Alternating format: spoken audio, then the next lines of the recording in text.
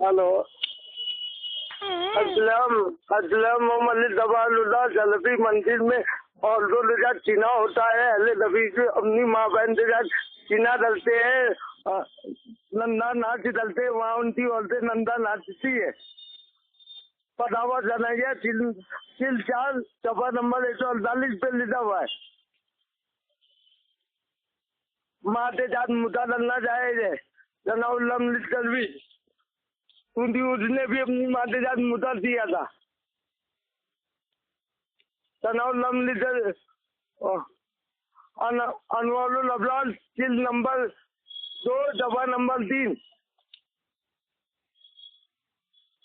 तो अहले दबीजों से बहुत बड़े बानी वाहिदुल जमान है। अपने किताब अनवारुल अबरार में लिखा है चिल नंबर 2 दफा नंबर 3 पे कि मुद्दा डलना जायज भी और जवाब भी है।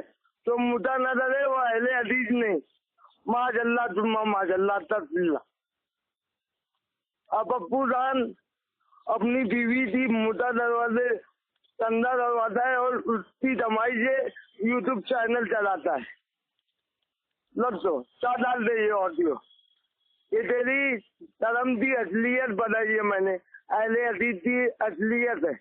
आज से तो नाम नहीं याद। अहले हदीस है जलफी फेस्टिवल मनाने वाले बिदती इब्ने जमियती पुजारी मुजरिद इब्ने मोहम्मद बिन अब्दुल वहाब नजदी आतंकवादी थे नाजायज पुजारी मुजरिद। ये इनकी अदीदत है। चल